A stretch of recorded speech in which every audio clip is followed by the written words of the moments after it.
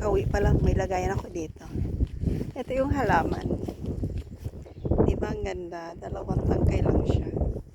Ganda ng kulay. Pero sa isang tangkay, may 5 bulaklak. Dito ang dami.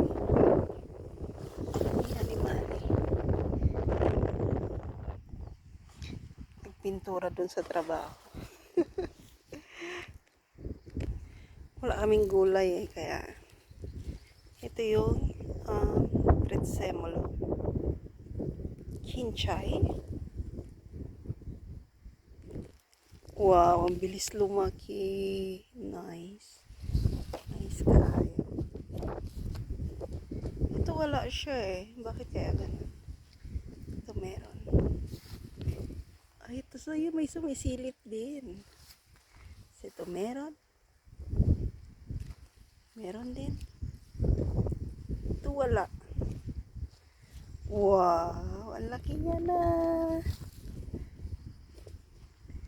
Ito, sa isang meron siyang 3. 1, 2, 3. Ito, laki niya na. Pero syempre, antayin pa natin.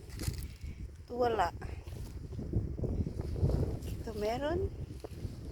At ito meron. 8 siya. 8 tanim.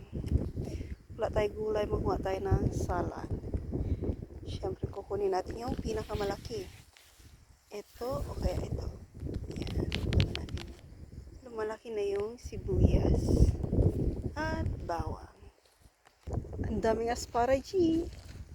Wow. Makikita mo siya kasi nalinis na yung Ayan, ang dami nila. Nalinis na yun na pag natanggalan ng mga damo. Mo siya yan ang tatangkad.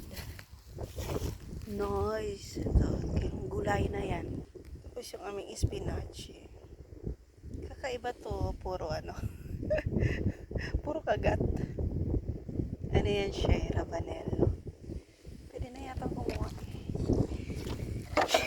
Ayan. Ayan siya. Rabanello. Pwede na yung kunin. Rabanello. Lalagay mo siya sa salad. Ito malaki na to, oh. Kapag lumabas na siya, isipin, pwede na yan, malaki na. Ito, malaki na yata to. Pero hindi nakikita sa labas. Ang dami nila, no? Talagang nasa labas na siya. Ito malaki na siya. Maliit pala. Pwede na yan. Yan. Rabanello. Kuha tayo ng isang salad. Wow, fresh. Ito mga pinagputulan. Ibigay natin sa chicken. May gulay na. Ang daming asparagus. Wow. Ang daming naglabasan. Yan, may maliit pa. Yung mga nagabang namin na chicken. Merong maliit, di ba?